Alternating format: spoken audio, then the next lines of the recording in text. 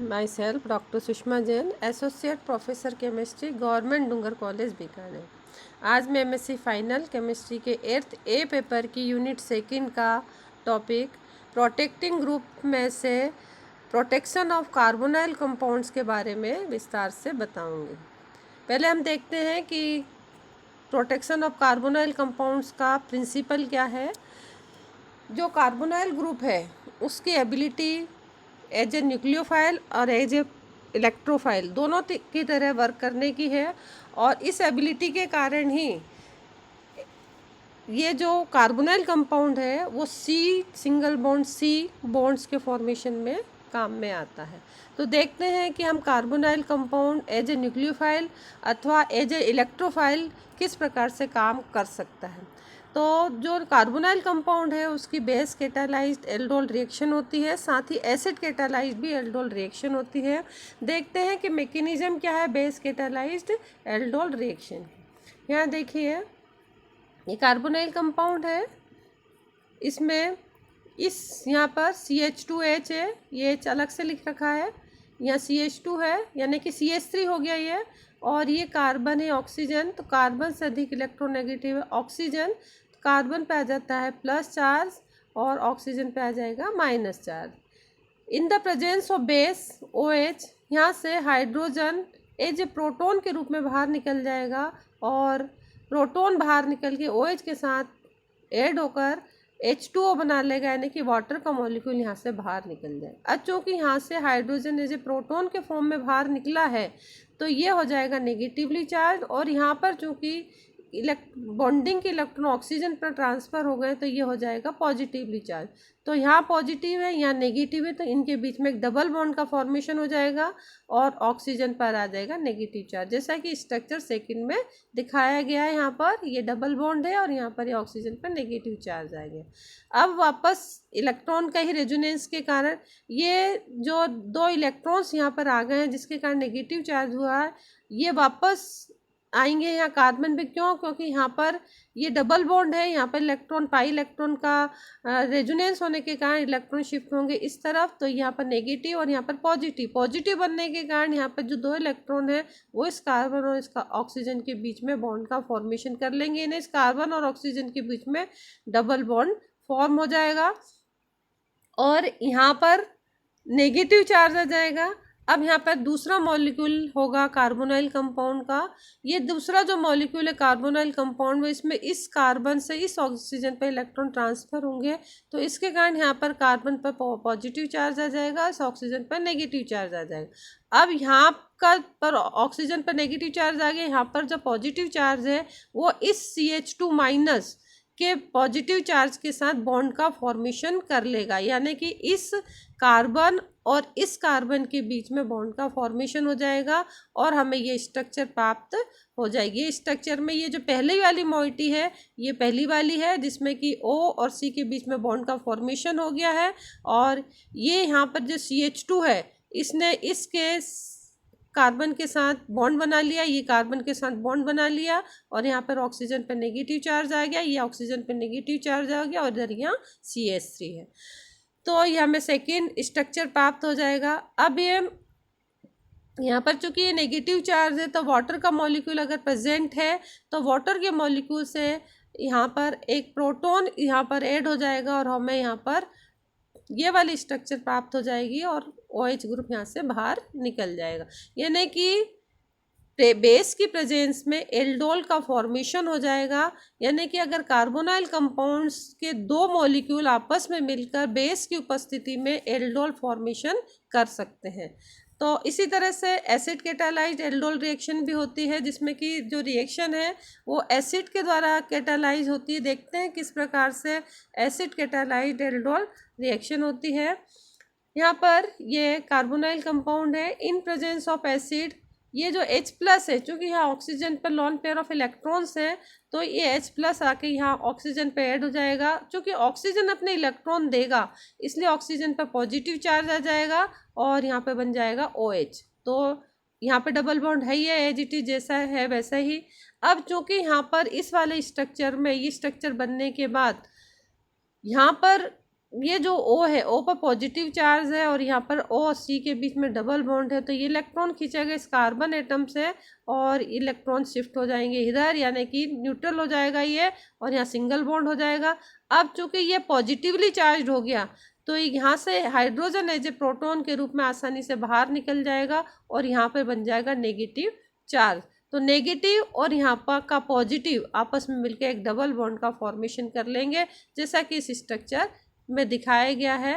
Next में वापस electron के डिलोकलाइजेशन के कारण ये वापस इलेक्ट्रॉन इधर शिफ्ट हुए, तो यहाँ पर नेगेटिव चार्ज आया और यहाँ पे पॉजिटिव आया। पॉजिटिव आने के कारण क्या होगा, ये ऑक्सीजन से इलेक्ट्रॉन को खींचना चाहेगा, ऑक्सीजन इलेक्ट्रॉन को खींचेगा हाइड्रोजन से, तो इस कोशिश में हाइड्रोजन एक प्रोटॉन के रूप में बाहर निकल जाएगा H+ के फॉर्म में और यहाँ पर माइनस बन जाएगा। अब यहाँ पे जो दूसरा मॉलिक्यूल है किसका, प्रोटोनेटेड कार्बोनाइल कंपाउंड का, यानी कि ये वाला मॉलिक्यूल दूसरा जो प्रोटोनेटेड कार्बोनाइल कंपाउंड है इसके साथ इसकी एडिशन होगा। एडिशन किस प्रकार से होगा कि यहाँ पे O पर पॉजिटिव है तो ये इलेक्ट्रॉन खींचेगा बॉन्डिंग के, यहाँ पे प्लस बन गया और यहाँ पर इलेक्ट्रॉन पहुँच गया तो प्लस माइनस कैंसिल होकर ये OH न्यूट्रल हो गया। अब चूंकि यहाँ पे प्लस है और इस स्ट्रक्चर में यहाँ पर माइनस है तो इसका माइनस पार्ट इसके प्लस पार्ट से जुड़ जाएगा और साथ ही क्या हो रहा है, यहाँ पर H एज ए प्रोटॉन के रूप में बाहर निकल रहा है, इलेक्ट्रॉन दे रहा है इसको, इस ऑक्सीजन और कार्बन के बीच में बॉन्ड का फॉर्मेशन हो गया क्योंकि ये पॉजिटिवली चार्ज हो गया, तो यहाँ बन जाएगा डबल बॉन्ड और यहाँ पर ये चूँकि ये माइनस बन गया है, इस माइनस से इस कार्बन का पॉजिटिव भाग जुड़ जाएगा और हमें ये स्ट्रक्चर एल्डोल की प्राप्त हो जाएगी। तो इस तरह से जो दो मॉलिक्यूल है इसके कार्बोनाइल कंपाउंड्स के, ये आपस में जुड़कर एल्डोल का फॉर्मेशन करते हैं। एल्डोल का फॉर्मेशन बेस के टैलाइड भी हो सकता है और एसिड के टैलाइड भी हो सकता है और ये प्रॉपर्टी इसलिए है क्योंकि कार्बोनाइल ग्रुप की जो प्रॉपर्टी हो एज ए न्यूक्लियोफाइल बिहेव करने की है, साथ साथ एज ए इलेक्ट्रोफाइल भी बिहेव करने की।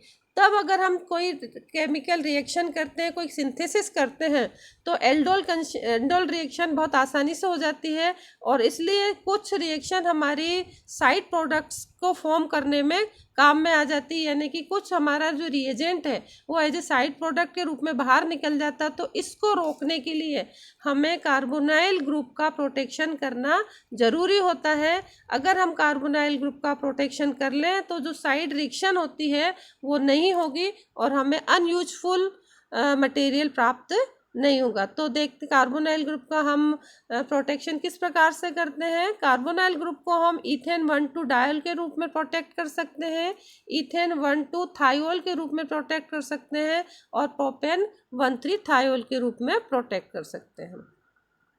अब देखते हैं कि हम जो कार्बोनाइल ग्रुप है उसका प्रोटेक्शन किस प्रकार से करते हैं, उसकी मैकेनिज्म क्या है।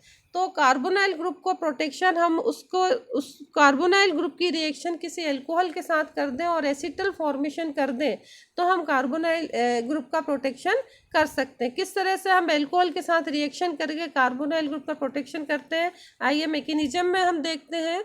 यहाँ पर ये कार्बोनाइल कंपाउंड है, इसका जब हम प्रोटोनेशन करते हैं तो चूँकि यहाँ पर इलेक्ट्रॉन पेयर है, या हाइड्रोजन या प्रोटॉन ये ऑक्सीजन पे जाकर अटैच होगा, ये अपने इलेक्ट्रॉन दे देगा किसको, इस हाइड्रोजन प्रोटॉन को, और ये स्ट्रक्चर बन जाएगी OH+। क्योंकि ऑक्सीजन ने अपने इलेक्ट्रॉन दिए हैं इसलिए इस पर पॉजिटिव चार्ज आ जाएगा। अब यहाँ पर चूँकि पॉजिटिवली चार्ज हो गया और इसके पास में ये डबल बॉन्ड है तो इलेक्ट्रॉन को खींचेगा, इस खींचने के कारण यहाँ पे 2 इलेक्ट्रॉन आ जाएंगे तो प्लस और माइनस हो जाएगा, 2 इलेक्ट्रॉन आने से ये माइनस बन जाएगा, प्लस और माइनस होने से ये न्यूट्रल हो गया और इस वाले कार्बन पर पॉजिटिव चार्ज आ जाएगा। अब जब हम रिएक्शन एथिल अल्कोहल के साथ करते हैं तो एथिल अल्कोहल में OET वाला पार्ट नेगेटिव है और H+ वाला पॉजिटिव है। यहाँ पर प्लस बन गया है, प्लस पर नेगेटिव आकर जुड़ेगा यानी कि OET आकर जुड़ जाएगा। ये देखिए यहाँ पर OET पार्ट और H इसके साथ लगा हुआ ही है। इस कार्बन के प्लस पार्ट पर OET का ऑक्सीजन वाला पार्ट यानी कि माइनस वाला पार्ट आकर जुड़ गया है, यानी ETOH इस पर आकर पूरा की पूरा जुड़ गया है। क्योंकि अब यहाँ पर ऑक्सीजन नेगेटिवली चार्ज था, यहाँ पर इसने अपने इलेक्ट्रॉन दिए इस वाले कार्बन एटम को, इसलिए इस वाले ऑक्सीजन पर यहाँ पर ये पॉजिटिव चार्ज बन जाएगा और ये हमें स्ट्रक्चर प्राप्त हो जाएगी। अब चूँकि इस स्ट्रक्चर में ये अनस्टेबल स्ट्रक्चर है, यानी कि इसके पास इलेक्ट्रॉन की कमी हो रही है, तो ये क्या करेगा कि ये जो हाइड्रोजन जुड़ा हुआ है इसके साथ, इसके बॉन्डिंग के इलेक्ट्रॉन अपनी ओर खींच लेगा और खींच के ये न्यूट्रल हो जाएगा। हाइड्रोजन एज ए प्रोटॉन के रूप में बाहर निकल जाएगा। प्रोटॉन के रूप में बाहर निकलने के साथ ही ये जो हाइड्रोजन है, ये चूँकि इस वाले OH पे इस ऑक्सीजन पर इलेक्ट्रॉन पेयर प्रेजेंट है, तो ये H प्लस के रूप में बाहर निकल के इस OH पर जुड़ जाएगा, तो ये हमको स्ट्रक्चर प्राप्त होगा H2O प्लस। चूँकि ऑक्सीजन इलेक्ट्रॉन देगा इसलिए ऑक्सीजन पर पॉजिटिव चार्ज आ जाएगा। क्योंकि ये स्ट्रक्चर अनस्टेबल है, ये जो प्लस है ये अपने इलेक्ट्रॉन खींचना जाएगा पास के कार्बन एटम से, तो ये H2O के रूप में बाहर निकल जाएगा, यानी वाटर का 1 मॉलिक्यूल बाहर निकल जाएगा। अब ये कार्बन जो है पॉजिटिवली चार्ज हो गया, इसके पास वाले इस पर ऑक्सीजन पर lone pair of electron present है, तो इस ऑक्सीजन और इस कार्बन के बीच में डबल बॉन्ड का फॉर्मेशन हो जाएगा, जैसा कि इस स्ट्रक्चर में दिखाया गया है। यहाँ पर C double bond OET plus क्यों? क्योंकि यहाँ पर ऑक्सीजन ने अपने इलेक्ट्रॉन्स दिए हैं इस कार्बन एटम को, इसलिए इस ऑक्सीजन पर पॉजिटिव चार्ज आ जाएगा। यहाँ पर ये H है, यहाँ पर भी H है, यहाँ लिखने से रह गया, यहाँ पर भी एक H है और यहाँ CH3 है, CH3 C double bond OET plus और ये H। अब इसके साथ अगर हम इथेनॉल के दूसरे मॉलिक्यूल के साथ रिएक्शन कराएं तो किस प्रकार से रिएक्शन होगी? क्योंकि ऑक्सीजन पर पॉजिटिव चार्ज आ गया है, तो इलेक्ट्रॉन खींचेगा इस डबल बॉन्ड से इस कार्बन एटम से, तो इस पर आ जाएगा पॉजिटिव प्लस और यहाँ पर माइनस और प्लस ये कैंसिल होकर यहाँ पर OET हो गया न्यूट्रल। यहाँ पर ये वाला OET न्यूट्रल है। अब यहाँ पर जो प्लस चार्ज आया है यहाँ पर, इस पर ETOH बिल्कुल उसी तरह से जुड़ेगा जिस प्रकार से कि पहले जुड़ा था और हमें ये वाली स्ट्रक्चर प्राप्त हो जाएगी, यानी कि यहाँ पर ये जो कार्बन एटम है ये एसिटल कार्बन एटम हमको प्राप्त हो जाएगा। इस कार्बन एटम की कुछ प्रॉपर्टीज़ हैं जिसके कारण कि ये जो दूसरे जो रिएजेंट हैं उनके साथ रिएक्शन नहीं करेगा। ये क्या प्रॉपर्टीज़ हैं कि ये मोर स्टेरिकली क्राउडेड है, लेस इलेक्ट्रॉन डिफिशिएंट है, नॉट पोलराइज्ड है, नो कॉन्जुगेटेड पाई बॉन्ड है इसमें प्रेजेंट है।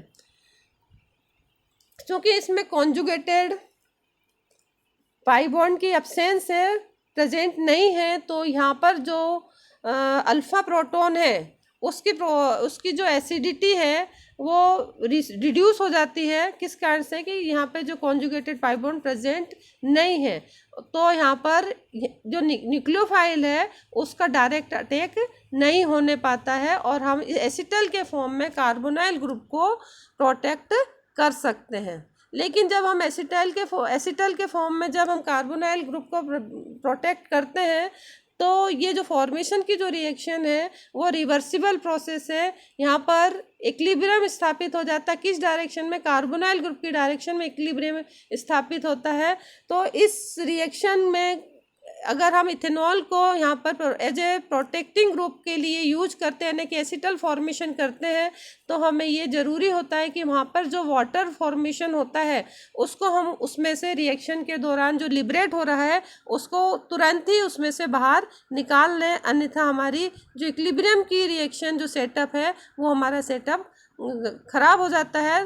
तो हमें इक्विलिब्रियम को बनाए रखने के लिए वहाँ पर जो वाटर के मॉलिक्यूल वहाँ पर लिबरेट हो रहा है उसको हमें तुरंत ही बाहर करना होता है। अब हम देखते हैं कि कार्बोनाइल ग्रुप जैसे कि एल्डिहाइड है जिनमें कि कार्बोनाइल ग्रुप प्रेजेंट होता है, या कीटोन्स जिनमें कार्बोनाइल ग्रुप प्रेजेंट है, उनका प्रोटेक्शन हम किस तरह से कर सकते हैं। कार्बोनाइल ग्रुप का प्रोटेक्शन हम एसाइक्लिक, साइक्लिक, कीटल, एसिटल अथवा साइक्लिक एसाइक्लिक, थायोएसिटल और थायोकीटल के फॉर्म में हम कर सकते हैं।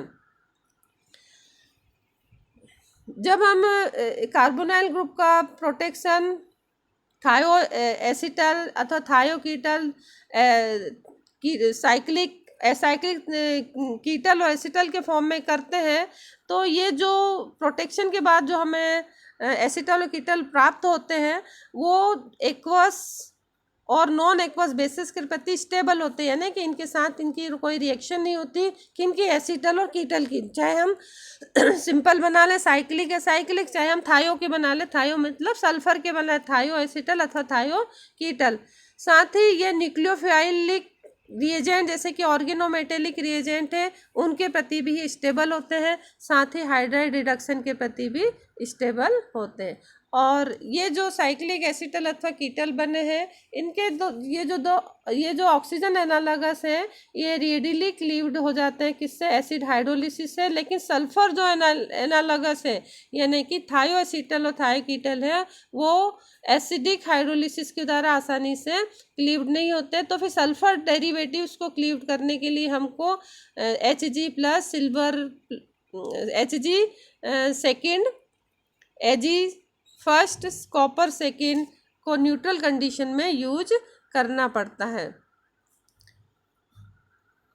अब हम सबसे पहले देखते हैं कि एसाइक्लिक एसिटल और कीटल को प्रोटेक्टिंग ग्रुप के रूप में हम कार्बोनाइल कंपाउंड के लिए किस प्रकार से यूज़ कर सकते हैं। हम क्या करते हैं कि जो हमारा कार्बोनाइल कंपाउंड है उसकी रिएक्शन करते हैं 2 मोल मेथिल अल्कोहल के साथ in presence of dilute dry HCl, तो हमें ये एसाइक्लिक कीटल प्राप्त होता है। चूँकि यहाँ पर हम कीटोन यूज करेंगे तो हमें यहाँ पर कीटल प्राप्त होगा, और अगर हम यहाँ पर एल्डिहाइड यूज करेंगे तो यहाँ पर हमको एसिटल प्राप्त होगा।